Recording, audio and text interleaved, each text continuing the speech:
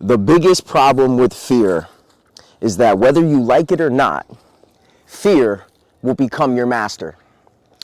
If you allow fear to govern your life, it will be your master.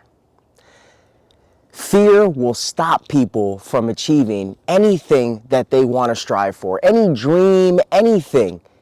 It is one of the devil's best tricks because he knows if he can get you into fear, you won't do anything. That's why God says, fear not, for I am with you. Why is always the focus fear? Because fear is the opposite of faith. Think about it. When you have fear for something, you actually honor fear. I like to give the example of someone who's afraid of the dark. Say a child that's afraid of the dark. They fear the dark, so they go nowhere near it. They don't try to overcome it. They have an honor and a reverence and a respect, even though they don't want to. It's not like anybody wants to have fear for things. But why do we fear? Why do we fear? I like to think that we fear because we choose to. And it's so hard to say, man, because I'll use myself as an example. Starting this YouTube channel was a big fear of mine. Because I started getting on YouTube around 2015. And I started making vlogs. And I had the same stereotypical fears that everyone else had. I don't like the way I sound. I don't like the way that I look in this. How are people going to perceive me? What is this going to look like to family and friends who know me? I was a little embarrassed of myself, embarrassed of the creativity that God gave me, embarrassed of the image, the voice, everything God gave me, all because of fear. Man, it seems so petty, but at the same time, we all struggle with this. So, I got a tattoo on my arm and it said, Proverbs 3:5, trust in the Lord with all your heart and lean not on your own understanding. In all your ways, honor him and he will guide your path. So he's saying, don't trust in your own understanding. Every time I've trusted in my own understanding, I've failed myself because I can only understand so much. When God says, cast your cares upon me because I care for you, well, how do you do that? You can only do that by your mind, your heart.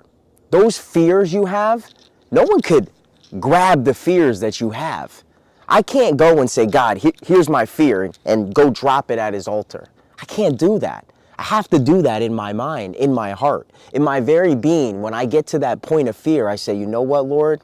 I'm not going to trust on my own understanding, because my own understanding allows me to honor fear instead of having faith in you. So squash all that. Squash all that. I'm going to give you my fear. How am I going to give you my fear? I'm going to give you my fear by, while I'm in those situations of fear, I'm going to choose to trust your ways and trust that you're going to guide my path. Yo, it was, and to this day, I still always practice that. I don't think you could ever be perfect in a sense of you just are so good at doing these things that I have no fear. No. Once you lose one fear, sometimes another one pops right up. But I always like to think of, and I told my boy the other day, I said, yo, listen, how quick is your recoil time? Recoil, when it comes to a gun that has a real short recoil doesn't have a lot of buck back. A shotgun has a lot of buck back. It takes a long time for you to go get back into aiming in the realms of a gun, right? You shoot a gun, boom, come right back down. The best guns don't even move when you shoot them. That's what I'm striving to be. I'm locked into God, so when I have those moments of fear, I'm like, fear not, he's with me. Cast my fear upon him. Not trust in my own understanding, but trust in his wisdom, and I know he'll guide my path. See, it's a mental repetition that we're going through here in life, man. Like, this game that we're playing here in life is a mental game, man, whether we like it or not. Yes, things are physical that we do, but everything comes back down to the mental. Whew, that wind is cold, guys. That wind is cold. I had to come out here today because I said, you know, I want to show the view, man. Like, I love this spot. I'm at my house right now. I love looking at the water over here. It's just so tranquil. But it's brick outside right now, man. I'm not gonna lie to you. Back to the point, man. You know, so why do we fear? Why do we fear? When I think about any time that I have fear, any time that I fear, it's because I'm just not trusting God. I'm trusting in my own self, man. Like, I'm trusting in my own abilities to do things. And the result is fear because I can't trust myself. I can't put all that trust in myself. I can't. You know, for things that are going to cause you fear, those moments in life that are going to cause fear from you, I don't know what they are. You know, for me, it's usually like diving into something new. Like, I started real estate in January. So the things that I don't know usually cause me fear. Things that I'm practicing to do cause me fear. At times still, when I get on the camera, I wonder what people are going to think who see this, who are new, that meet me. But I don't care because, for one, I love God. For two, how God helps me, I want that for other people. So people who are struggling, I want to be able to be a vessel and be that light that someone needs to see to point them to the lighthouse.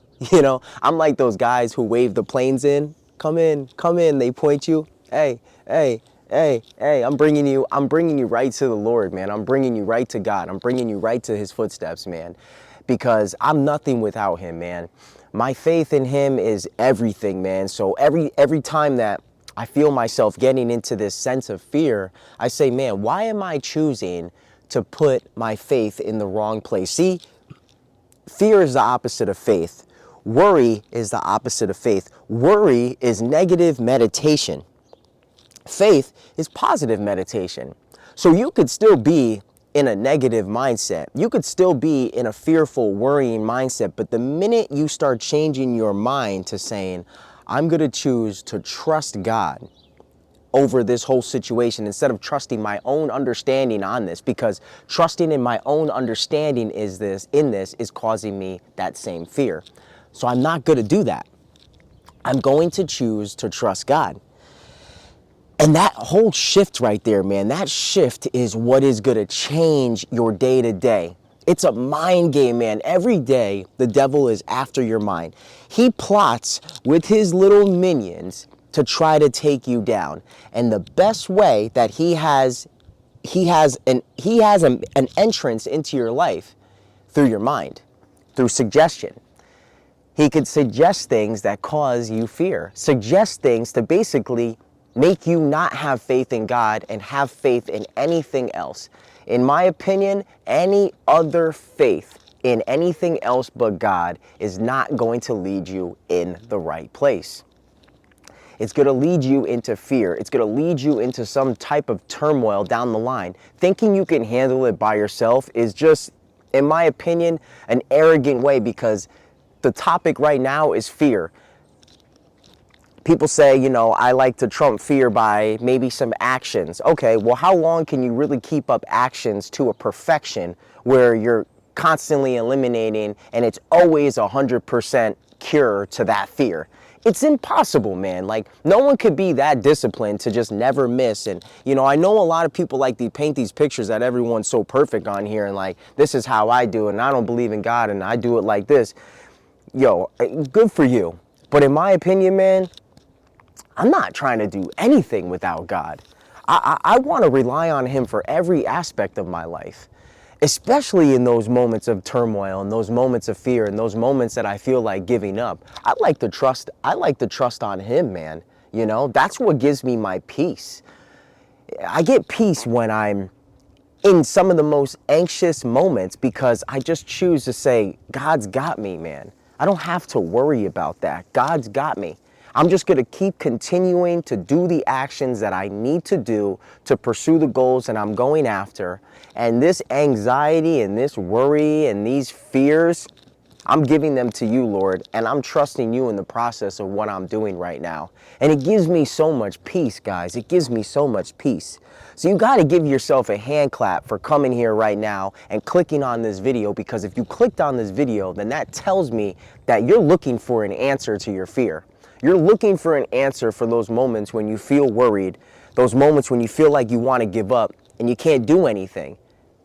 Those are the best moments, man. I'll give you another example, man. My boy Jeff, who we shoot the podcast with, he said he was driving one day and it was raining. He's like, bro, I know I needed tires, but I was so afraid. And I just said to God, like, God, please just let me get to where I need to go safely and sound.